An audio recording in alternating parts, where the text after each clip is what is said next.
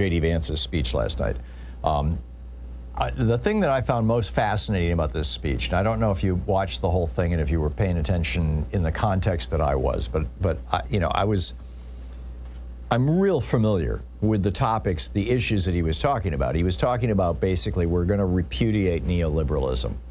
And he said we're no longer going to bow down to the bankers on Wall Street. We're going to start paying attention to workers and workers' rights, which is rich coming from a guy who voted against the PRO Act, or refused to vote for the PRO Act, and voted for some anti-union legislation. He's got a 0 rating with the AFL-CIO. 0. The average Republican is 3%. He's 0. But there was a larger message, and it was a message that a number of the Silicon Valley billionaires have been promoting. And it's fundamentally this.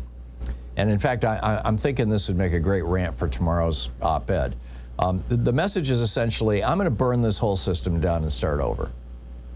These are people who, by and large, are big followers of Ayn Rand. I mean, they're trying to build their own city in Southern California, from scratch, to try out their objectivist / libertarian form of government.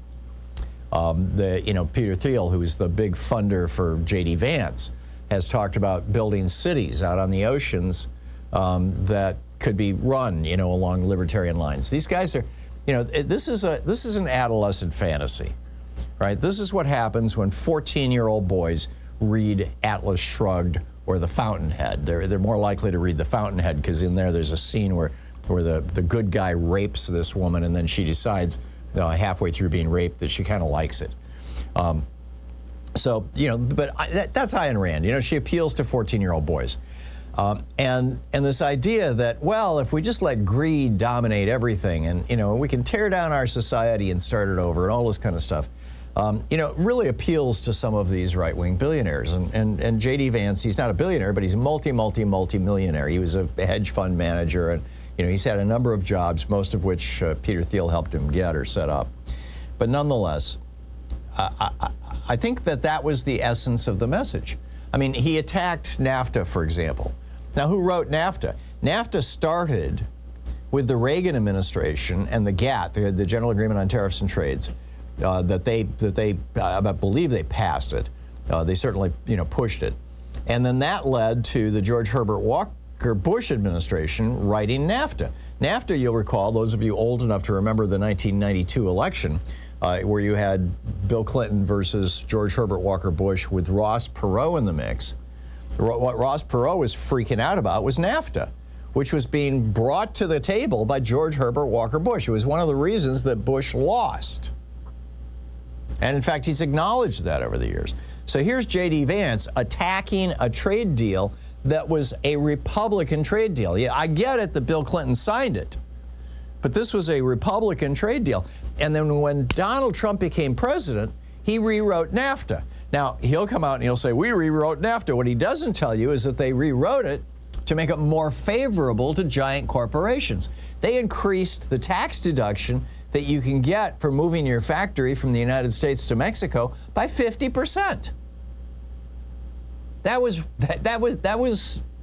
not Bill Clinton or Joe Biden. That was Donald Trump who did that. So, number one, J.D. Vance saying, we're going to champion the little guy and we're for labor. These are just blatant lies.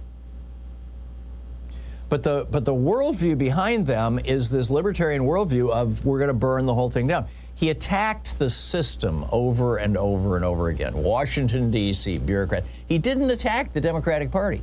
He didn't attack Democrats. He gratuitously threw Joe Biden's name in a few times. Oh, Joe Biden's border crisis and Joe Biden's immigrants and Joe Biden, but it's nonsense. We've had immigrants coming into this country forever. In fact, Joe Biden has the number coming through the border right now at one of the historic lows. But, you would never know that from listening to the Republicans. So, number one. He also attacked the disastrous invasion of Iraq. That was his phrase, disastrous invasion of Iraq. Well, who did that? George W. Bush, a Republican. I mean, this is the people that, and then he said, you know, we want to stand up for the people like in Appalachia, the hillbillies, where he grew up. Well, guess what? Guess who runs those areas? Republicans.